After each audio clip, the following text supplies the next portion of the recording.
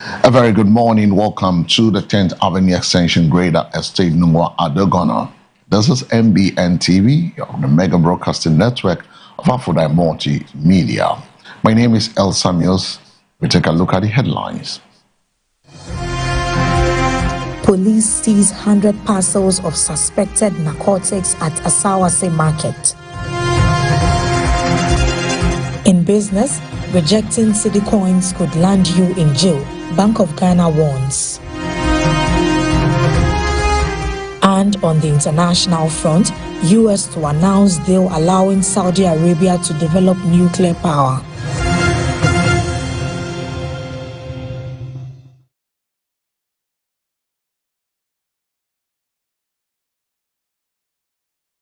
We also bring you some more other stories right after this. My name is El Samuels. The news is also live across our social media handles on MBN 360. Details of the story. The Mahia District Police Command has arrested 2 persons in connection with the unlawful possession of transportation suspected to be narcotics drugs in intelligence-led operation in the Asawase Market in Kumasi. According to the police, the operation was conducted on July 21, 2026, following credible intelligence that suspected narcotic drugs were being transported in concealed fertilizer sacks. Acting on the information, a team led by the district commander with personnel from the Mensha Divisional Criminal Investigations Department, CID, and Zongo Police Station proceeded to the location and arrested 2 suspects. A press release signed by DSP Godwin Ahianyo, the head of the Public Affairs Unit of the Ashanti Regional Police Command, and copied to the Ghana News Agency, named the suspects, identified as Osman Bassane, 37, and Mohammed Abdul Razak, 38.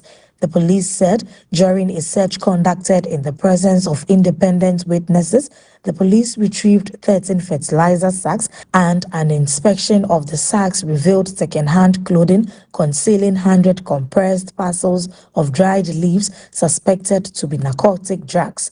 The exhibits were photographed at the scene in accordance with evidential procedures and have been secured for forensic examination, the statement added. They noted that 2 suspects were currently in police custody assisting with investigations and would be processed in accordance with the law, subject to the outcome of the investigations.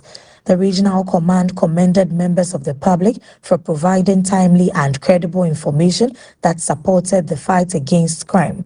The command encouraged the public to continue partnering with the police by reporting suspicious activities through the police emergency numbers 18555, MTN toll-free 191 or 112.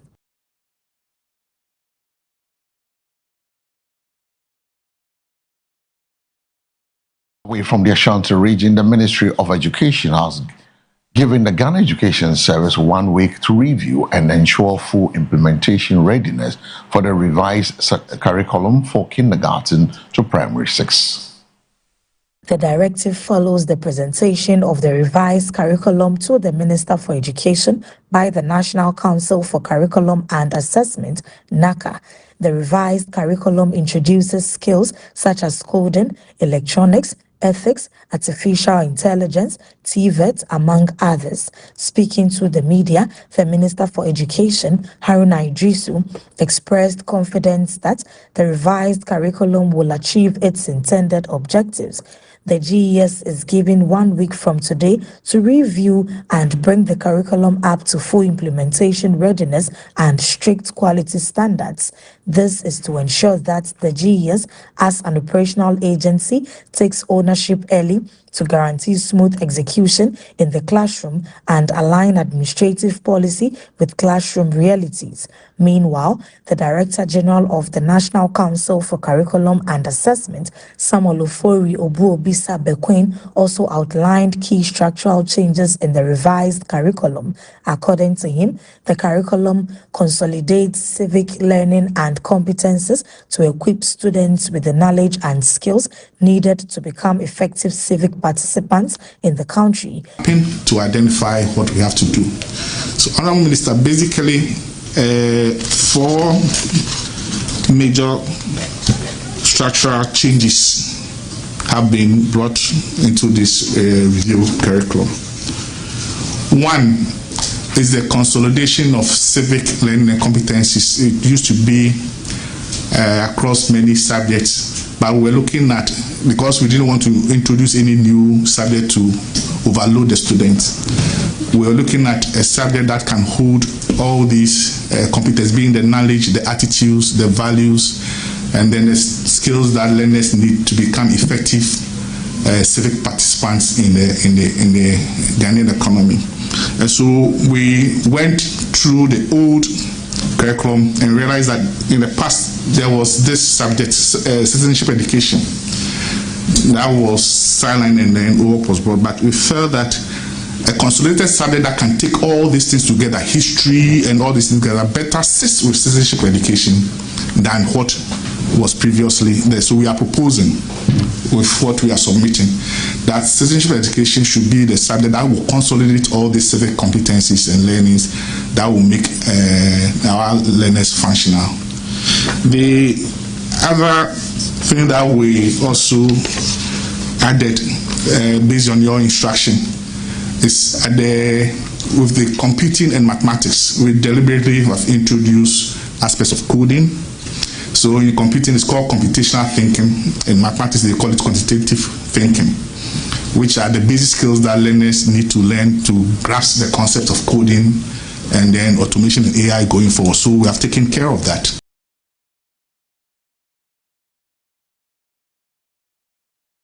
Away from the Education Ministry, we go straight to the Deputy Minister for Communication, Digital Technology and Innovation, Mohammed Adam Saparu, has urged critics to allow the legal process to take its course in the case involving the New Patriotic Party Ashanti Regional Chairman Bernard MP Bosiako, popularly known as Chairman WONTUMI, insisting that the fight against illegal mining must not be politicized.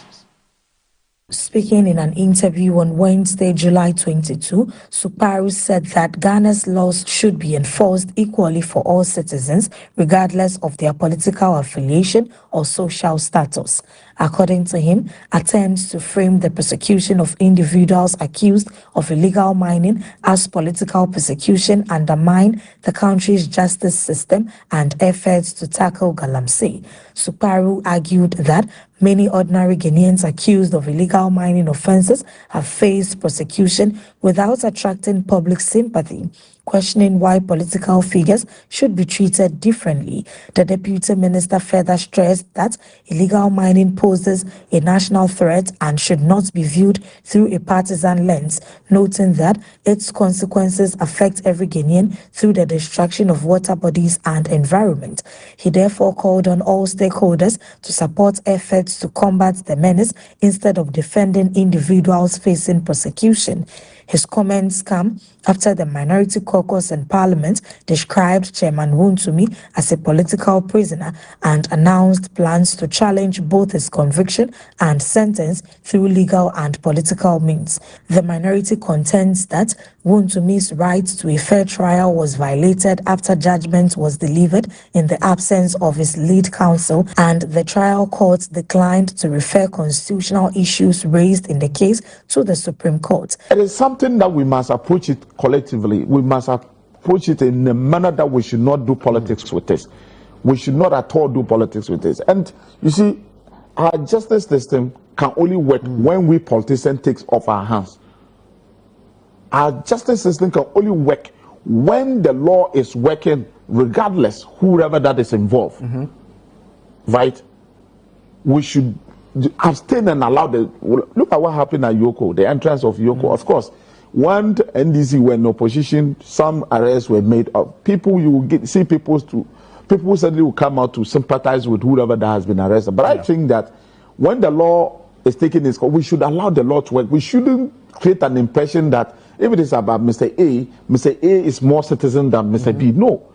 Once we are all Ghanaians in this country, we all have every equal right, regardless of your background, whether you are a politician, you are a farmer, you are a market woman, or whoever you are. We say, if an ordinary market woman was sentenced, if it were an ordinary market woman that was sentenced, I don't think you will be seeing this conversation around. True, because there are several other cases, some ongoing, some ongoing. Some people have been there are people who have been remanded as far as Galamsey is concerned for several years. Their families are fighting to even get them bail. They are unable to get them bail, right? Day in, day out, I hear colleagues, members of parliament, in parliament, trying to get people bail. Ordinary people who travel from their various constituencies to where these galamseys are happening. And when they are arrested, they detain them, even to get access to it, but nobody is speaking for them. Nobody is speaking for them. So that's why it is the law. And I wouldn't say that the arrest is unlawful because the people are engaged in distraction. And so when you are engaged in distraction, that will harm all of us. The law says you should be arrested, then you should be arrested. If you want to mine, if you want to be a miner, make sure that you do a responsible mining. Make sure that you get the license. Make sure that you do the right documentation that will enable you to do a responsible mining.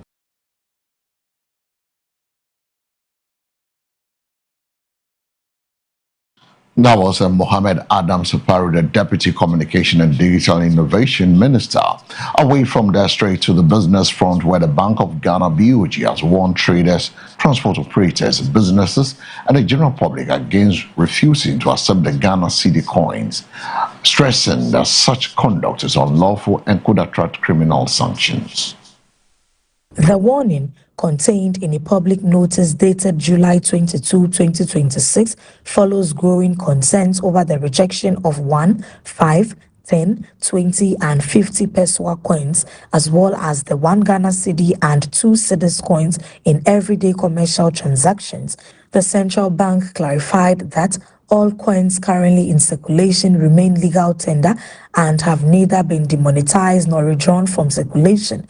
It noted that businesses and individuals cannot lawfully reject valid coins simply because they are inconvenient to handle, have a low face value, or are considered less practical in daily transactions. All coins issued by the Bank of Ghana, including the Peswa denominations, remain valid legal tender for the settlement of debts and the conduct of transactions throughout Ghana and have not been demonetized or withdrawn from circulation. No trader, transport operator, business entity, or individual has the discretion to unilaterally refuse to accept these coins in payment for goods, services, or other legitimate transactions on grounds of inconvenience, low value, or personal preference, the bank noted. Under Ghana's Currency Act, any person who refuses to sell goods or provide services solely because a customer is paying with valid coins or banknotes commits an offense. Convicted offenders could face a fine, imprisonment of up to 3 years, or both. The Bank of Ghana has also cautioned that individuals who encourage, direct, or instruct others to reject valid legal tender may similarly be held criminally liable. It further disclosed that offenders may be arrested without a warrant and that it will work with the Ghana Police Service and other law enforcement agencies to enforce compliance. The Bank of Ghana's position has broader implications for the economy, particularly for the integrity and efficiency of the country's payment system. The widespread rejection of lower denomination coins can disrupt cash transactions, particularly in the informal economy where small value payments remain common. It can also create pricing distortions, encourage rounding up of prices, and gradually erode the practical value of smaller denominations in the economy.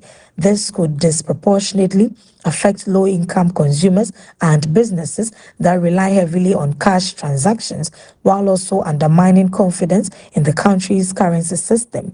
The rejection of valid coins may further contribute to inefficiencies in retail transactions and complicate the circulation of cash across the economy. By reinforcing the legal tender status of all currency denominations, the central bank is seeking to ensure that the full range of the cedi remains functional within the payment system. The BOG has therefore urged the public to report instances where valid Ghana cedi coins are rejected through its offices, official communication channels, or the Ghana Police Service. On the international front, the U.S. is due to sign a deal that will allow Saudi Arabia to develop a civil nuclear program. Timelines of their talks. An announcement is expected from U.S. President Donald Trump's administration, according to CBS News. The deal will reportedly allow U.S. companies to run nuclear power for the Saudis on Saudi soil. Nuclear experts and former officials in Asia, the U.S.'s top ally in the Middle East, have warned that such an agreement could lead to Saudi Arabia being able to develop a nuclear weapon.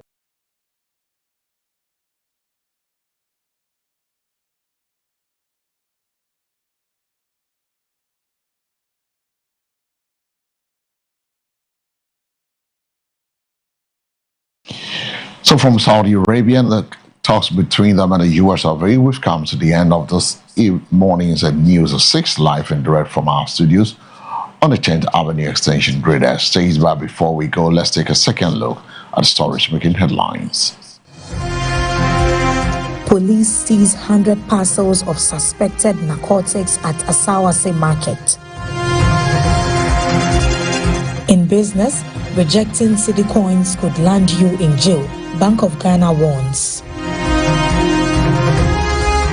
And on the international front, U.S. to announce deal allowing Saudi Arabia to develop nuclear power.